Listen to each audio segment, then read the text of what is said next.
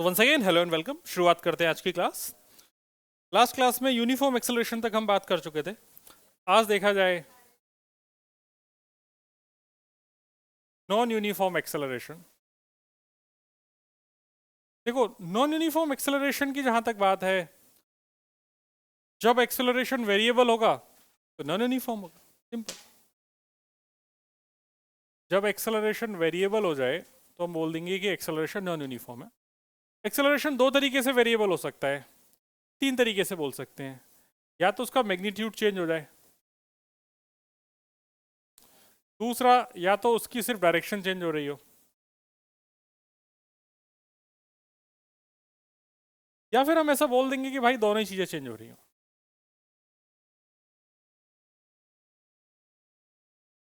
Variable acceleration के questions आप लोग नहीं देखेंगे, मतलब सिंपल डिफरेंशिएशन इंटीग्रेशन के क्वेश्चंस हो सकते हैं, लेकिन आप सोचें कि वेरिएबल एक्सेलरेशन के क्वेश्चंस आपके नॉर्मल जैसे मोशन में आप पूछ लिए जाएं, ऐसा आपके साथ होने वाला नहीं है। ठीक है, ओके। तो ये नॉन यूनिफॉर्म एक्सेलरेशन की बात हो गई। फिर उसके बाद हमने जब इसकी बेसिक डेफिनेशन देखी थी, तो हमने यहाँ पर एक इंस्टेंटेनियस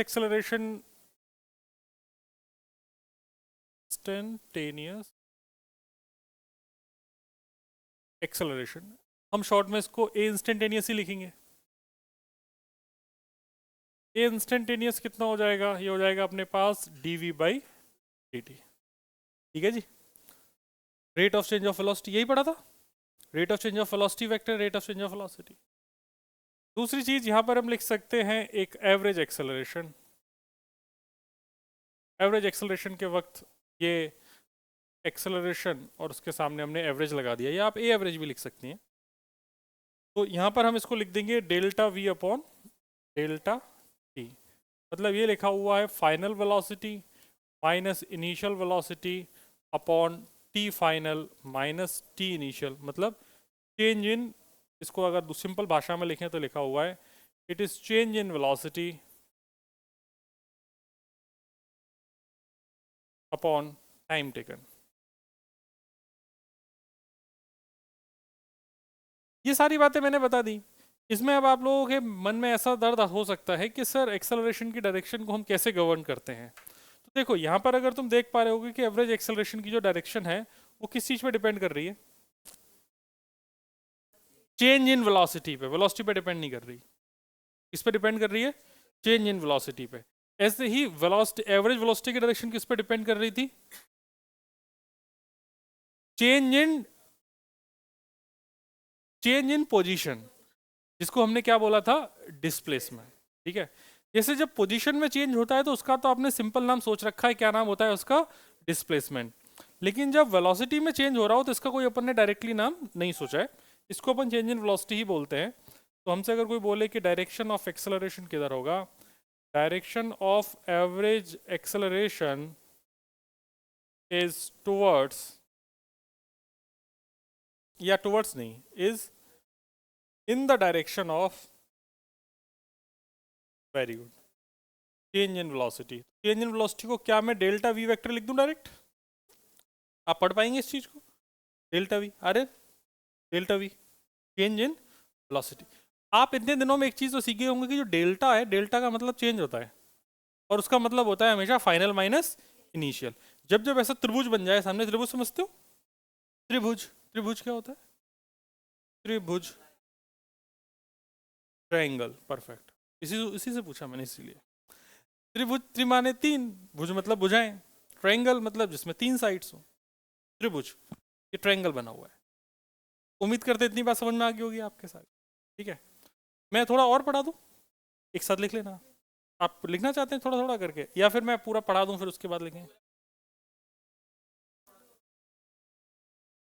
देखो, आओ बातें करें। अब तुमने सारी सारी बेसिक बातें तो सीख ली कि चेंज इन वेलोसिटी कैसे होगा। चेंज इन वेलोसिटी निकालने के लिए वेक्टर में सब्ट्रैक्शन करना सीख लिया, वेक्टर सब्ट्रैक्शन सिखा दिया था। अरे हाँ या ना? चेंज इन पोजीशन निकालने के लिए भी आपको वेक्टर सब्ट्रैक्शन चाहिए, आ गया। वेलोसिटी में चेंज के लिए भी चाहिए, एक्सेलरेशन में भी चेंज करना हो तो उसके लिए भी हम यहाँ पर क्या निकाल सकते हैं? सब्ट्रैक्शन, वेक्टर सब्ट्रैक्शन हम यूज कर सकते हैं। ठीक है जी। इतना सब कुछ पढ़ने के बाद आपको जो अगली चीज़ सीखनी चाहिए वो ये है कि जो यहाँ पर कैलकुलस वाला पार्ट है वो देख लेना चाहिए। क्या होता है कैलकुलस की स्पेलिंग, सही है क्या? कैलकुलस इन काइनेमेटिक्स या calculus in motion in 1D। तो यहाँ पर आप लोगों ने अभी तक जो जो पढ़ा है उसको देखो। तुमने देखा है v बराबर, तुमने देखा है dx/dt, ऐसा देखा? तुमने एक्सेलरेशन देखा dv/dt। टेंशन मत लेना, जो गायब हो जा रहा है वो आ जाएगा थोड़ी देर में। ये सारी बातें इंपॉर्टेंट हैं, इनके बिना आप फिजिक्स की परिकल्पना नहीं कर सकते। परिकल्पना मतलब इमेज। कुछ दिनों में तुम हिंदी भी अच्छे से सीख जाओगे। जब हम एक्सेलरेशन को dv/dt लिख रहे हैं, मैंने यहाँ पर कहीं भी वेक्टर नहीं लगाया क्योंकि मैं वेक्टर लगा के तुम्हें सिखा चुका हूँ। अभी मैं तुमको सिर्फ इसके मैथ्स वाला पार्ट सिखाना चाहता हूँ, या आप लिखना चाहो तो लिख लो, ऐसा कोई पेट में दर्द तो करेगा नहीं कुछ। अपन ने इसको पहले किस नाम से बुलाया था? dr/dt, यहाँ पे dx/dt बोल दे रहे हैं, इससे कोई प्रॉब्लम की बात नहीं है। आप चाहें तो इसको dr भी लिख सकते हैं, आप जिसमें कंफर्टेबल है वो चीज़ यूज़ करें, क्योंकि अल्टीमेटली डेफिनेशन तो वही बोली जाएगी, it is rate of change of position, है कि नहीं? ये सारी की सारी जो दोनों बातें लिखी हुई हैं इंस्टेंटेनियस की लिखी हैं या फिर एवरेज के लिए लिखी हैं? इंस्टेंटेनियस, क्योंकि जब भी डिफरेंशिएशन की बात होगी तो हमेशा किसकी बात होगी? इंस्टेंटेनियस। रेहान भाई, क्या सही लग रहा है? रिवाइज हो गया पूरा? तो आपको समझ में तो आ रहा होगा डिफरेंशिएशन के बाद, है ना? कोई बात नहीं, वो क्लास के बाद अपन मार्क आउट कर लेंगे। तो ये हो गई भाई एक्सेलरेशन की बात। अब इसका ना एक और फॉर्मेट है एक्सेलरेशन का, इसको हम v dv/dx भी लिख सकते हैं, या इसको दोनों बातें लिखते हैं, या फिर इसको कई लोग dx/dt भी लिखते हैं। तो आपको आपको कंफ्यूज नहीं होना है, कहीं भी कुछ भी मिल जाए आपको कंफ्यूज नहीं होना है। एक्सेलरेशन को dv/dt भी लिख सकते हैं और एक्सेलरेशन को v dv/dx भी लिख सकते हैं। कैसे आया है उसको देख लो जरा। बहुत अच्छे। जैसे मैंने क्या किया, एक्सेलरेशन को मैंने यहाँ पर dv/dt जो लिखा हुआ था इसमें dx से मल्टीप्लाई और dx से डिवाइड कर लिया। इससे कोई प्रॉब्लम आपको? बहुत बढ़िया। तो देख dx/dt क्या हो जाएगा, क्या हो गया? v। dx/dt क्या हो गया? v। तो इसको मैं क्या लिख दूंगा? v। अंदर क्या बचा? dv/dx। इसी बात को मैंने डायरेक्टली यहाँ पे लिख दिया, ये समझाने के लिए है, बाकी इसका कोई यूज नहीं है, तुमको याद ये रखना है, ठीक है? अब यहाँ पे आओ बात करें। तुमको डिफरेंशिएशन पढ़ाया था तो dy/dx में ऐसा बोला था, it is the slope of tangent of the graph, आया ना? इसका मतलब xt ग्राफ का जो स्लोप है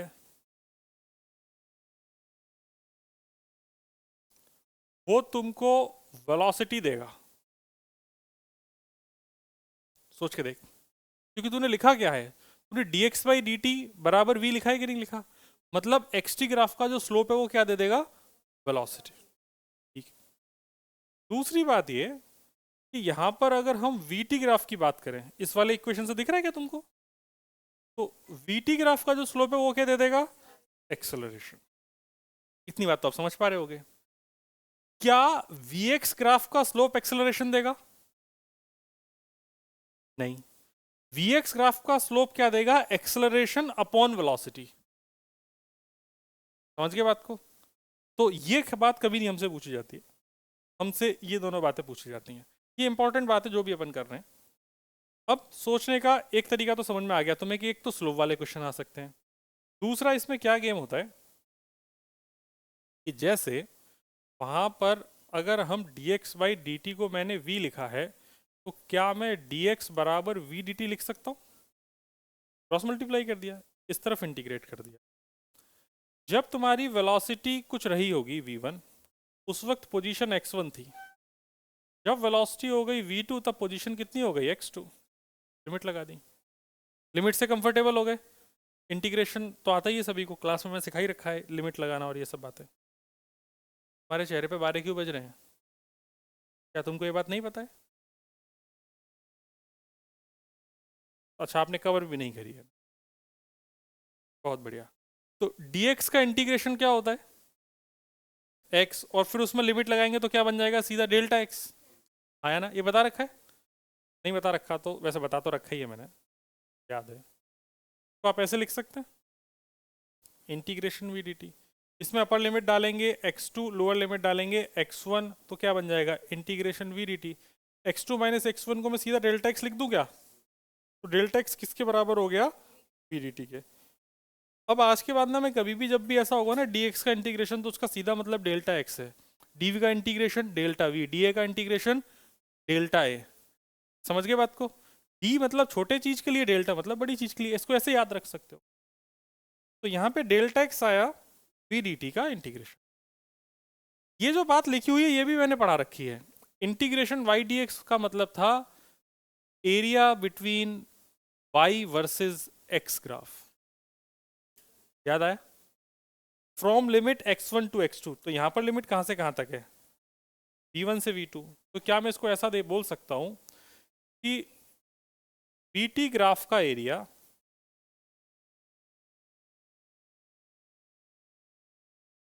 फ्रॉम कहां से कहां, v1 से v2, तुमको क्या देगा?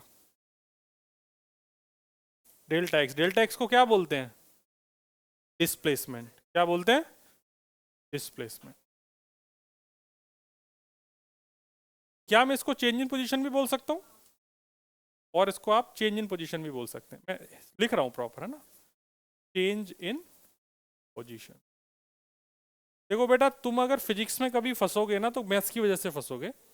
तो हे पापियो, मैथ्स अपना स्ट्रांग रखो। जहां जहां तुमको लग रहा है कि तो जो चीज़ तुम्हारी कमजोर है, वापस से वीडियो देखो, स्ट्रांग करो। कोई दर्द है, हमसे आके दूर करो। तुम मार खाओगी। अभी हम क्या बोल रहे हैं, क्या याद करना है? बेसिक मैथ्स की चीज। तुम अभी इसकी बात कहां से सोचने लगी?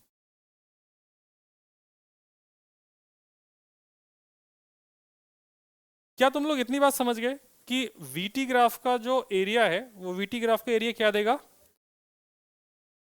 डिस्प्लेसमेंट। ये याद हो गया?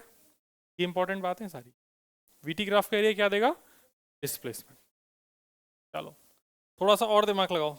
मैं इसके बाद ना यहाँ आ रहा हूँ, है ना, क्योंकि जगह इधर ही है। अगर मैं यहाँ पर ऐसा लिख दूं dv बराबर a dt का इंटीग्रेशन, तो आपको कोई समस्या है क्या? t बराबर, एक मिनट, मैंने यहाँ पे लिमिट v की क्यों रखी है? t की लिमिट होगी। ये मैंने लिमिट गलत लिख दी है। यहाँ पे इन t के रेस्पेक्ट में इंटीग्रेट कर रहे हैं ना, तो लिमिट t की आएगी। माई मिस्टेक, तो पाप कर दिया मैंने।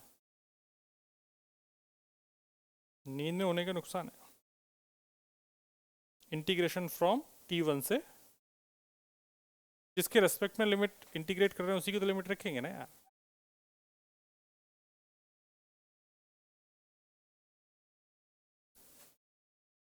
हाँ भाई, यहाँ पर आ जाते हैं। तो यहाँ पर t1 पे इसकी वेलोसिटी v1 थी और t2 पर इसकी वेलोसिटी कितनी थी? v2। तो क्या मैं इसको डायरेक्टली डेल्टा v लिख दूं तो कोई प्रॉब्लम तो नहीं है? ये है integration a dt from t1 से t2।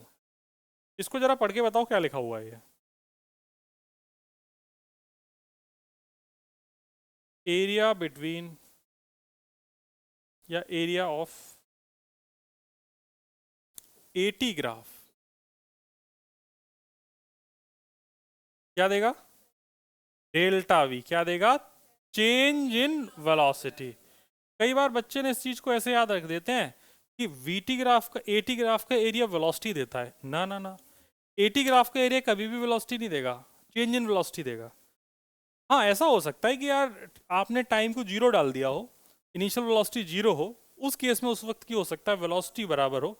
लेकिन इन जनरल बोला जाएगा तो क्या बोला जाएगा कि एटी ग्राफ का एरिया क्या देगा? Change in velocity. जितनी भी बात पढ़ी इनमें कोई समस्या है क्या तुमको? सारी बात क्लियर हो गई? छापना शुरू करो। समझ के छापना है, समझ के, है ना? और इनको सारी बातों को लाइन से लिखना। मैंने पहले क्या क्या लिखा है यहाँ पे, ठीक है ना? आप लोग अगर गौर से पढ़ रहे होंगे तो आपको याद ही होगा। सबसे पहले अपन ने यहाँ तक लिखा है, मतलब यहाँ तक लिख लिया। फिर उसके बाद हमने यहाँ से स्टार्ट किया है, ये 2 नंबर है। फिर ये 3 नंबर है। फिर ये इसके बाद 4 नंबर है यहाँ पर। अच्छा, इसमें ये भी है क्या? अरे अरे, ये क्या हो गया?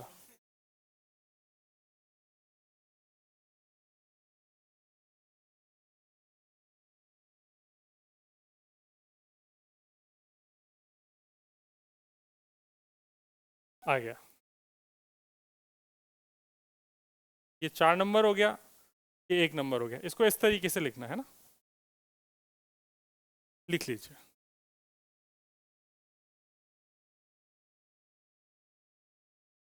रिकॉर्डिंग को रोक दिया जाए।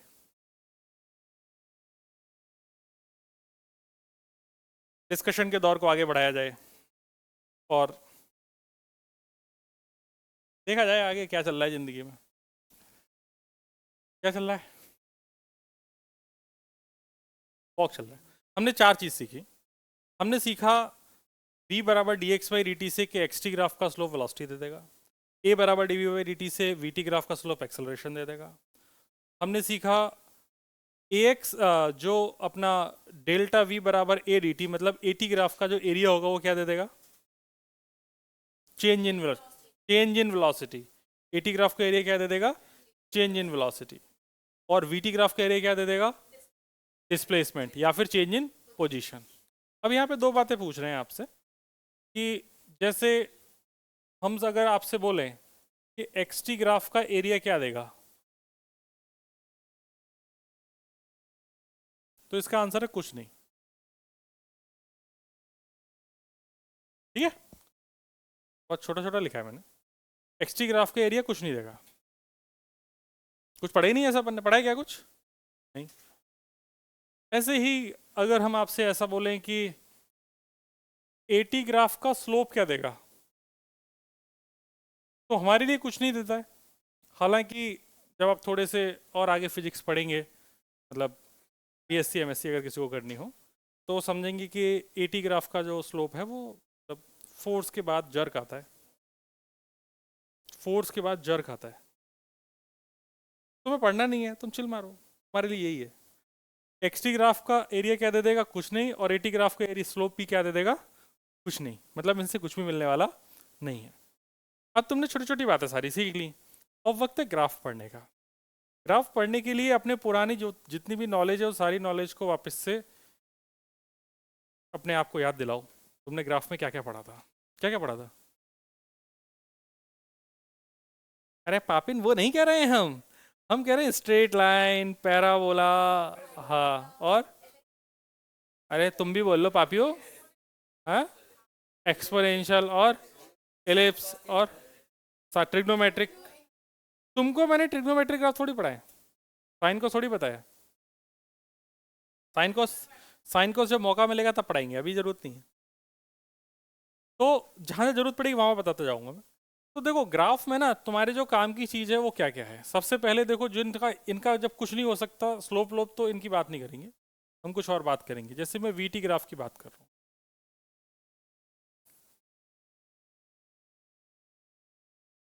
या पहले एक्स टी से शुरू करें। ठीक है, एक्स टी शुरू करें।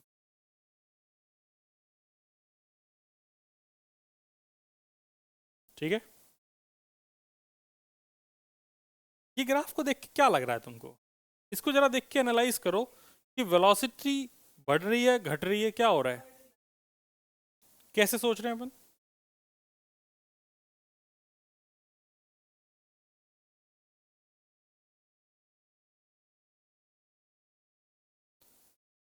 मेरा मोटिव समझो, मैं क्या चाह रहा हूँ तुमसे। मैं चाह रहा हूँ कि आप लोग जब ये ग्राफ में बनाऊं तो आपको ग्राफ पढ़ना आना चाहिए कि ग्राफ में हो क्या रहा है। आपको चीज़ें एक्सप्लेन करनी आनी चाहिए। जरा मुझे बताओ इन दोनों ग्राफ में किस में वेलोसिटी बढ़ रही है या दोनों में ही बढ़ रही है।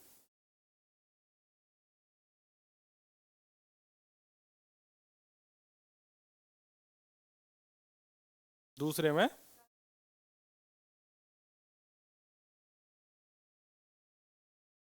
इसके बारे में क्या विचार है। ठीक है, चलो इसके बारे में क्या ख्याल है।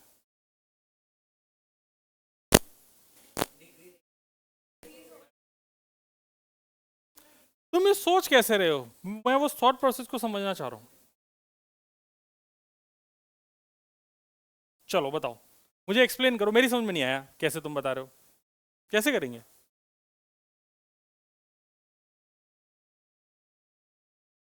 वेरी गुड, टोपी तो देखना है, क्योंकि तुमने क्या देखा था, एक्सटी ग्राफ दे रखा है, तो एक्सटी ग्राफ का जो स्लोप होगा, स्लोप भी वही तो होगा ना D x by d T, है ना।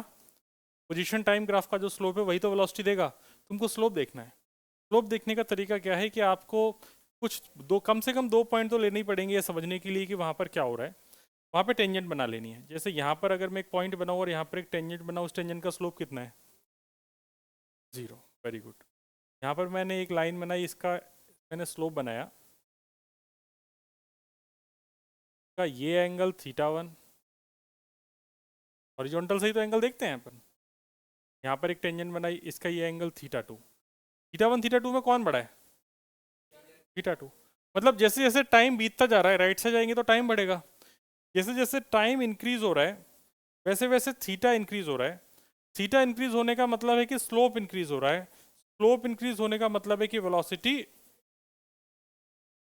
यहाँ तो कोई प्रॉब्लम? कभी वेलोसिटी 0 भी थी क्या? कहाँ पे? तो बोलेंगे t बराबर 0 पर इसकी वेलोसिटी कितनी थी? 0। क्या ऐसे सोच पा रहे हो? इस बात को क्या हम यहाँ पे भी सोच सकते हैं? यहाँ पे मैं एक टेंजेंट बनाया, थोड़ा दूर बन गई है, आप लोग इसको चिपके हुए मानना, ये θ1 है, ये एंगल θ2 है। कौन ज़्यादा है, θ1 है θ2? इसका मतलब जैसे जैसे टाइम बीत रहा है, टाइम बढ़ने के साथ साथ जो थीटा है वो डिक्रीज हो रहा है। थीटा डिक्रीज होने का मतलब क्या है? स्लोप डिक्रीज हो रहा है, मतलब वेलोसिटी डिक्रीज हो रहा है। ठीक। और सोचते हैं, अगर समय के साथ वेलोसिटी बढ़ रही है, इसका मतलब एक्सेलरेशन कैसा रहा होगा?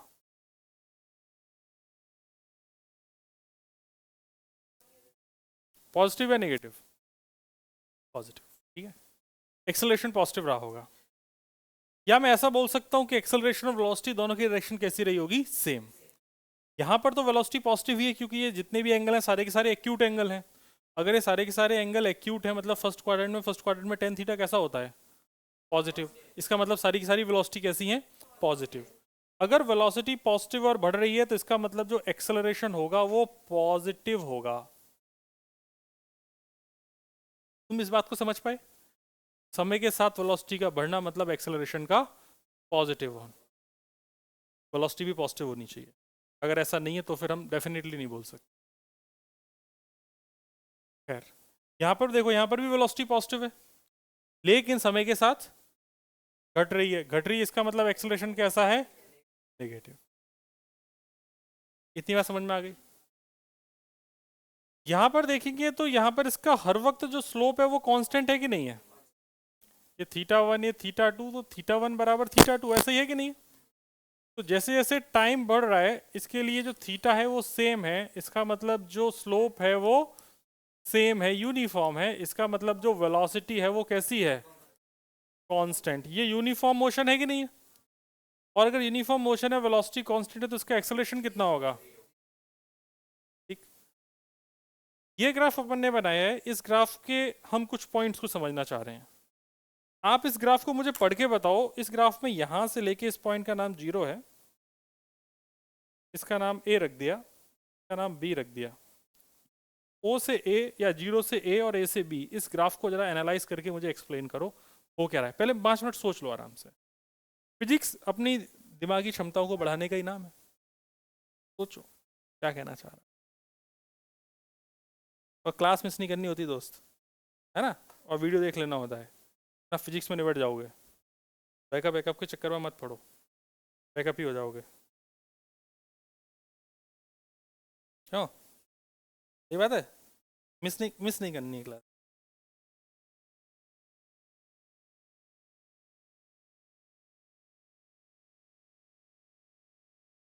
हाँ भाई दीक्षित, तू भी नहीं आया था क्लास में? एक दिन गायब था ना?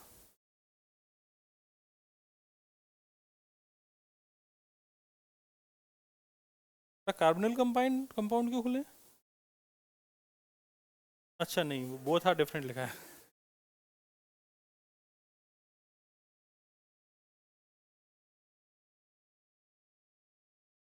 हाँ सोच लिया क्या? शुरू करें? चलो भाई, ओ से लेके ए तक क्या हो रहा है मुझे एक्सप्लेन करो। क्या बढ़ रही है? वेलोसिटी बढ़ रही है। वेलोसिटी पॉजिटिव है नेगेटिव है? ठीक है, तो ओ से ए तक जो वेलोसिटी है वो पॉजिटिव है, बहुत बढ़िया, और उसके साथ साथ इंक्रीज कर रही है। हाँ है ना, पक्की बात है। ठीक है, तुम सब गधे हो।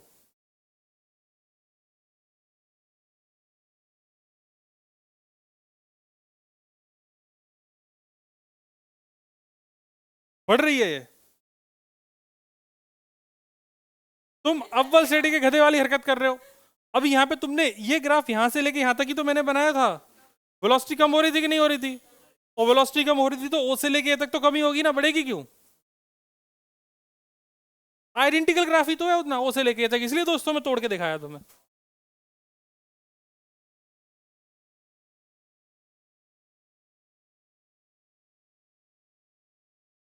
मार खाओगे? हम तो मार खाने वाली कर रहे हो वैसे तो।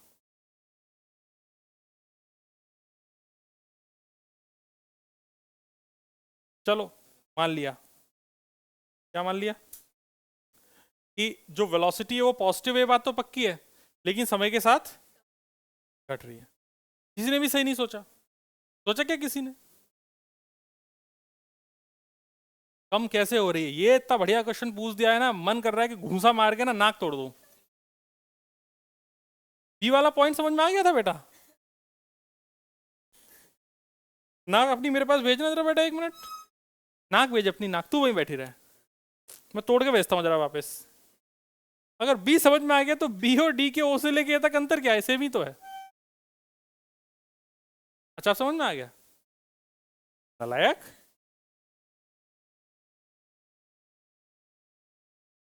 मेरे पेशेंस का टेस्ट ले रहे हो क्या? मुझ में पेशेंस नहीं है, कभी कभी मैं कूट देता हूँ। घर पे कुटे हुए जाओगे? अरे यार, ये कैसी स्ट्रेट लाइन बन रही है? अच्छी, अच्छी वाली आनी है यहाँ पे।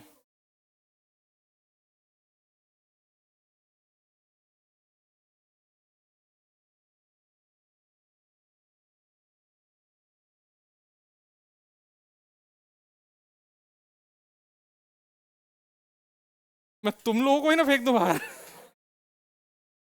मैं पेज ही चेंज कर देता हूँ, क्योंकि तुम हो पापी। बोलो हाँ। नहीं, कौन है? कौन है जो पापी नहीं है भाई? वो मगरमच्छ वाले तुझे उन्हीं फॉसिल्स के साथ भेजूंगा मैं।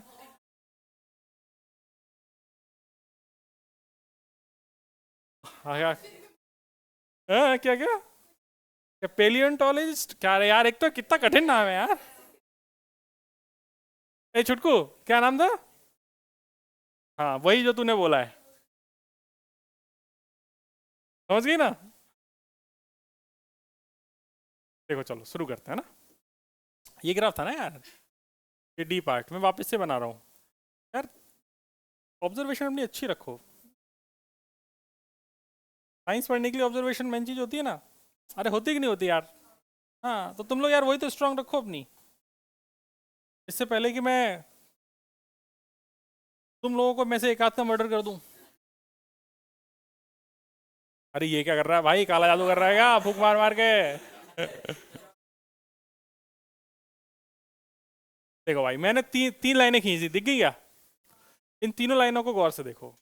इन तीनों लाइंस पे, यहाँ पे अगर अपन एक थीटा बनाए, उसके बाद इसका तो स्लोप जीरो ही है।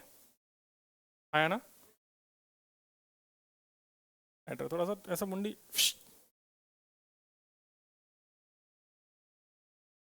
क्या क्या क्या क्या? नहीं नहीं नहीं, ये वाला किसने पूछा? ये लास्ट लेक्चर तक नहीं पहुंचा ना अभी ग्राफ में? ग्राफ अभी नहीं पहुंचा ना तू? पहुंच गया? वहां पे स्लोप पड़ा था, स्लोप स्लोप पड़ा था। तू डिफरेंशिएशन तक वीडियो देखा है ना अभी? तो बेटा उसके बाद मैंने ग्राफ पढ़ाया है। हाँ, इसीलिए तो ऐसे क्वेश्चन पूछ दिया, तभी तो हंस रहे हैं। स्लोप मतलब टेन थीटा होता है, ये पता है? और ये सीधी लाइन का एक्स एक्सिस से बनने वाला एंगल जीरो है, इसलिए इसका स्लोप जीरो है। ये एक्स एक्सिस के पैरेलल है, नहीं दिख रही तो मान। मान लिया?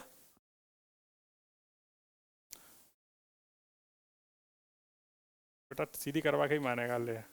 अब ठीक है। अब अच्छी लग रही है सर।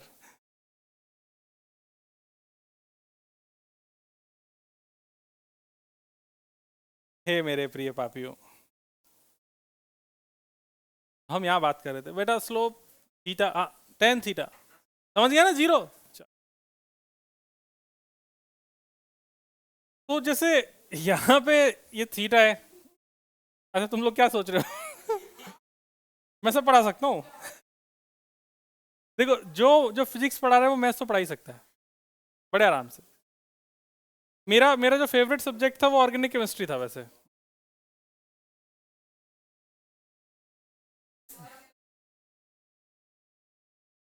ऑर्गेनिक केमिस्ट्री इतनी प्यारी सब्जेक्ट है ना, क्या मजा आता है उसको पढ़ाने में।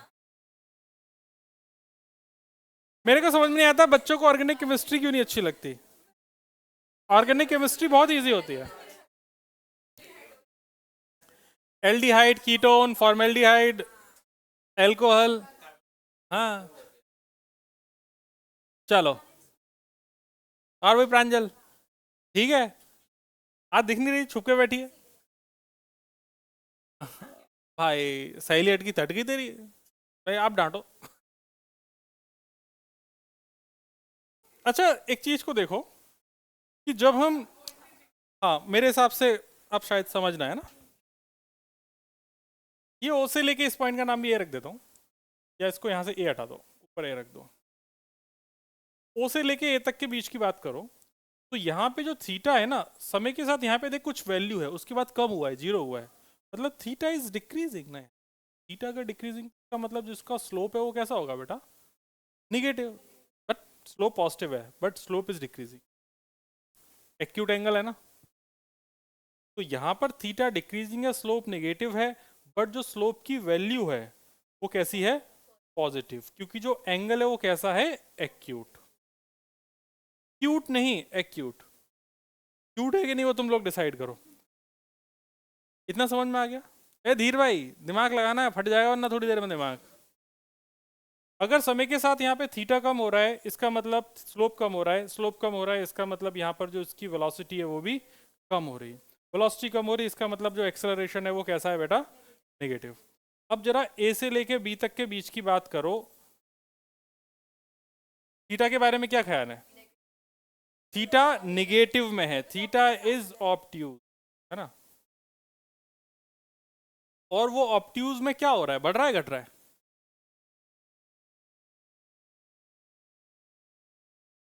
एंगल के बारे में मुझे बताया जाए, एंगल बढ़ रहा है घट रहा है, पक्का।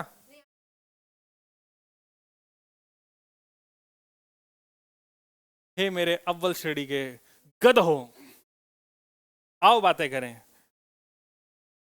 यहाँ पे काम कर, यहाँ पे एक लाइन और खींच ले, ये वाली लाइन दिखी, ये थीटा टू इसको थीटा थ्री, कौन ज्यादा है, थीटा टू या थीटा थ्री, कौन ज्यादा है, थीटा टू ज्यादा है ना। थीटा टू ज्यादा है इसका मतलब ए से लेके बी तक के बीच में जो एंगल है वो घट रहा है। एंगल घट रहा है इसका मतलब जो इसका जो स्लोप है, स्लोप के बारे में क्या ख्याल है, स्लोप घट रहा है, लेकिन स्लोप का मैग्नीट्यूड बढ़ रहा है। स्लोप घट रहा है बट स्लोप का मैग्नीट्यूड बढ़ रहा है। Slope is decreasing but magnitude of slope is increasing. क्या इस बात को समझे। और यहां पर जो स्लोप है ए से लेके बी तक, ये स्लोप निगेटिव है, इसकी वजह से यहाँ पर मैग्नीट्यूड में वैल्यू की जो बात है वो बदल गई। यहाँ पर जो हमने स्लोप की बात करी है, एंगल 90 डिग्री से ज़्यादा है, एंगल अगर 90 डिग्री से ज़्यादा होता है तो सेकंड क्वाड्रेंट होता है, सेकंड क्वाड्रेंट में 10 की वैल्यू नेगेटिव होती है।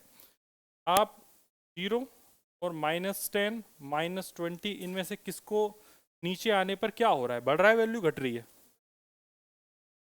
कम हो रही है वैल्यू, कम हो रही है, इसीलिए स्लोप डिक्रीज हो रहा है। बट अगर मैं मैग्नीट्यूड की बात करूं तो मैग्नीट्यूड बढ़ रहा है, ऐसी बात। समझ गए बात को, इतना बुद्धि में आया, ठीक है। इतना सब कुछ करने के बाद तुमको ये समझ में आ गया कि जब हम ए से बी के बीच में जा रहे हैं तो देखो वेलोसिटी की अगर अपन बात करें तो वेलोसिटी की वैल्यू तो डिक्रीज हो रही है, लेकिन मैग्नीट्यूड ऑफ वेलोसिटी जिससे आप स्पीड बोल सकते हैं इंस्टेंटेनियस है ना, मैग्नीट्यूड ऑफ वेलोसिटी वो क्या हो रहा है, इंक्रीज कर।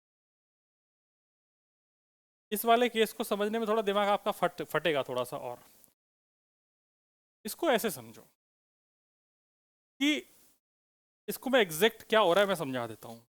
जैसे मैंने मान लिया कि यहाँ पर जो है इसका जो स्लोप है ओ पॉइंट पे, सपोज करो वो स्लोप है 10, तो पहले स्पीड कितनी थी 10 मीटर पर सेकेंड ओ पे, ठीक है। फिर हम ओ से आ गए ए पे, तो ए पे इसकी स्पीड हो गई 0 मीटर पर सेकेंड, स्पीड कम हुई कि नहीं हुई। फिर हम ए से आ गए बी पे, तो इसकी स्पीड हो गई -10 मीटर पर सेकेंड। तो मतलब यहाँ से लेके यहाँ तक तो देख वैल्यू पॉजिटिव है और घट रही है, यहाँ पर इसे लेके यहाँ तक वैल्यू कैसी है, निगेटिव और घट रही है, बट मैग्नीट्यूड बढ़ रहा है। क्या सारी बात समझ में आ गई धीर भाई, कुछ चमक रहा है। इस पूरे डिस्कशन में देखने वाली चीज ये है कि इस तरीके के ग्राफ में एक्सेलरेशन के बारे में मैं अगर ए से बी तक बात करूंगा तो एक्सेलरेशन को लेके आपका क्या ख्याल है, एक्सेलरेशन घट रहा है या बढ़ रहा है, या एक्सेलरेशन पॉजिटिव है या नेगेटिव है। नेगेटिव है, कैसे।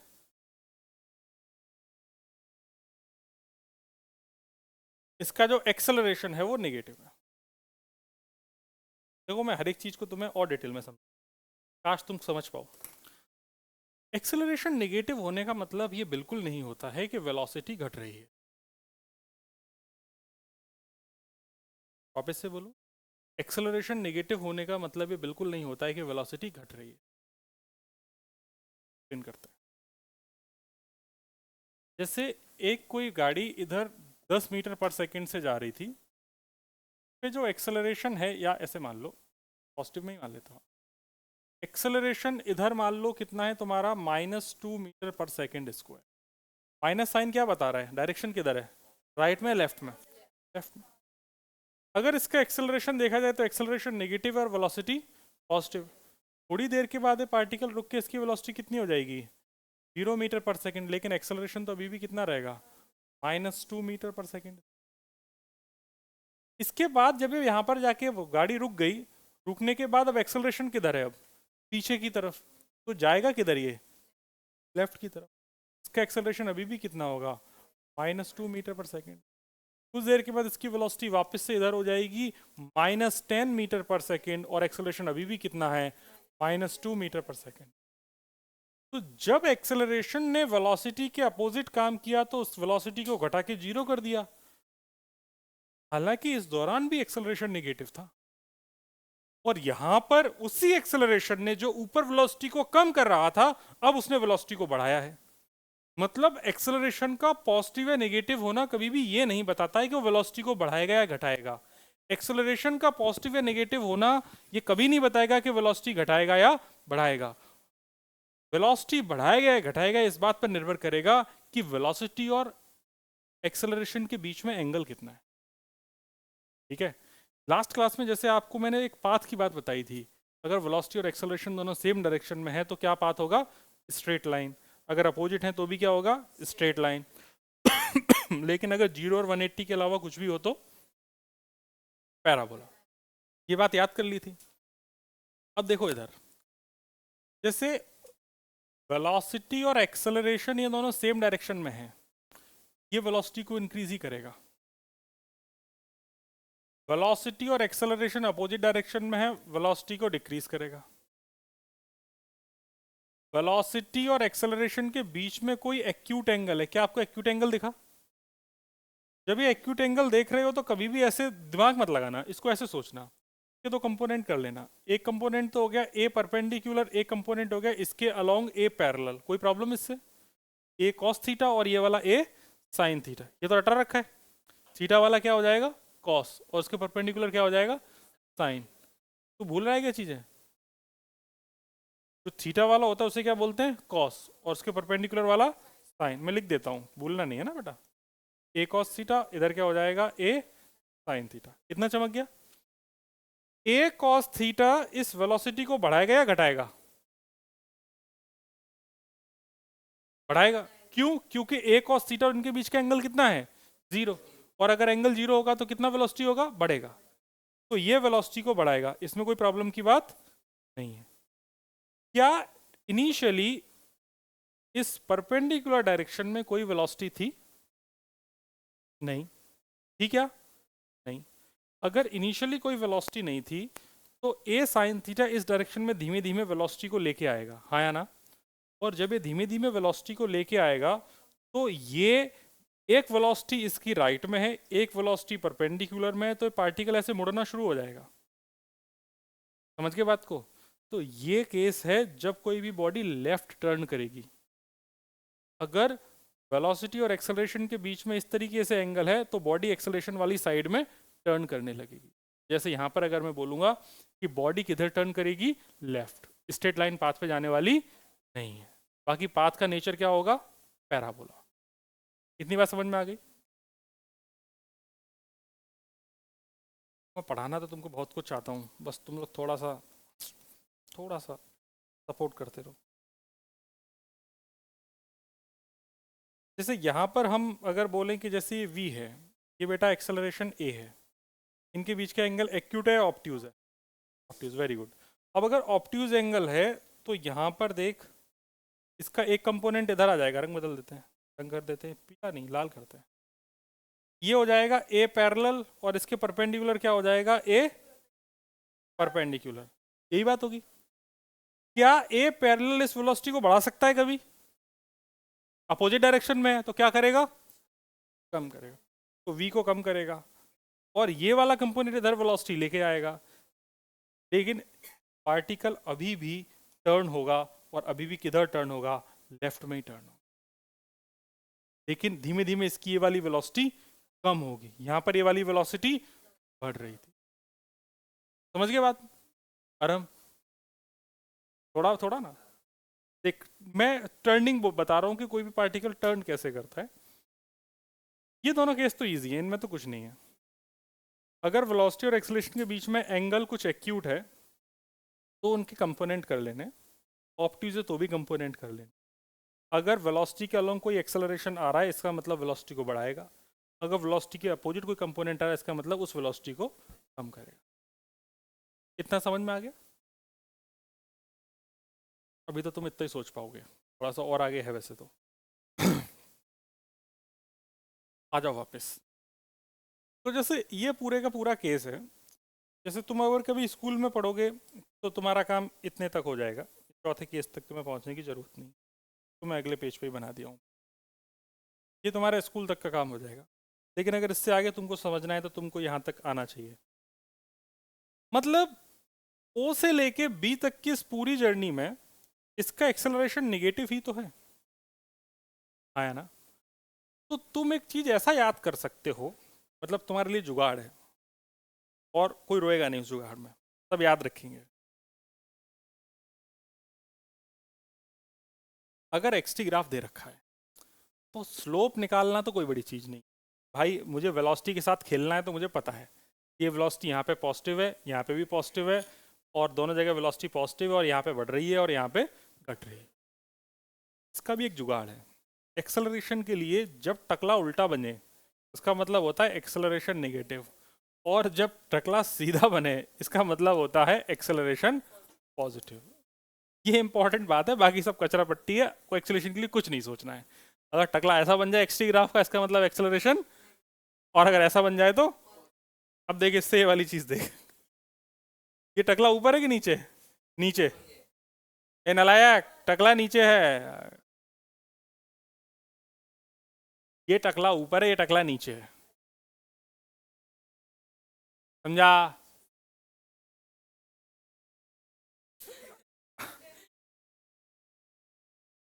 ये टकला ऊपर है, ये टकला नीचे है, समझ गए।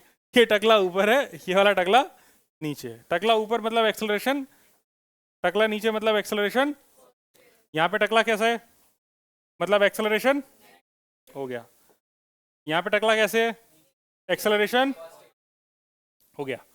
यहाँ पे टकला एक्सेलरेशन, यहाँ पे कोई टकला है क्या, एक्सेलरेशन खत्म। ये समझ में आ गया सर। एक्चुअली उस चीज की कीमत कभी समझ नहीं पाती है, उस चीज की क्या कीमत है वो कभी नहीं समझ पाते, इसलिए थोड़ा टाइम पास करना जरूरी है ना। क्या तुम्हें एक्सटी ग्राफ समझ में आ गया? क्या हम ये चीज़ लिख सकते हैं? हमारे पास जगह है। अच्छा आप तो लिखेंगे ही। तो आप लोगों ने ग्राफ बनाना शुरू कर दिए क्या? तो आप पहले ये चीज़ लिख लीजिए, जिससे कि थोड़ा सा आपको आइडिया लगे कि क्या हो रहा है, किस तरीके से चीज़ें घटती हैं। ये राइट वाला मतलब एक्सेलरेशन निगेटिव होने का मतलब बिल्कुल नहीं होता ये कि हमेशा वेलोसिटी, इस बात को लिखा दें क्या शब्दों में? तो पहले एक लाइन ही लिख लो, negative acceleration does not mean negative acceleration does not mean that velocity is decreasing.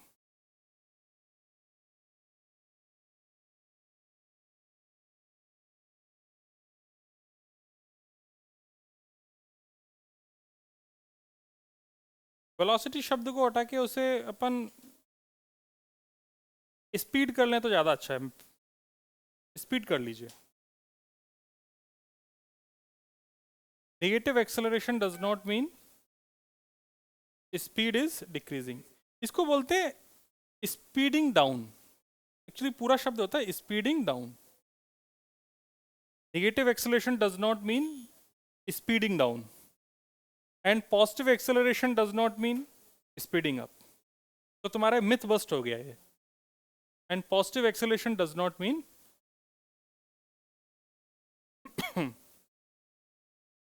Speeding up. Speeding up मतलब ऐसा नहीं कि पॉजिटिव एक्सेलरेशन तो हमेशा स्पीड बढ़ेगी बढ़ेगी, घट भी सकती है। हाँ ये इस साइड वाला बना लो। ए और वी के बीच में कुछ खेल खिलाए हैं।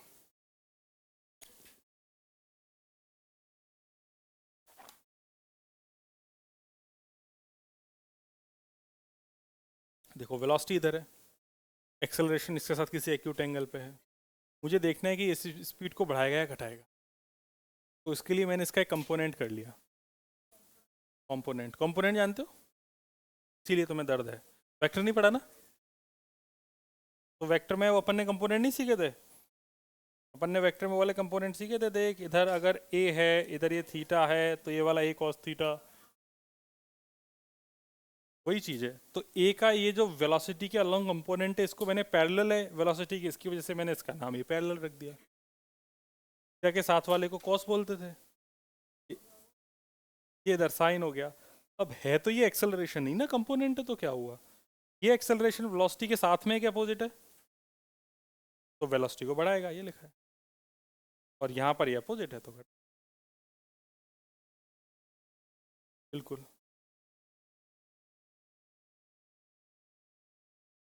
क्या बेटा लिख लिया? लिखने के बाद हम पीछे वाले पेज पे जाएंगे। आराम से 1-2 मिनट जो लेना है ले लो।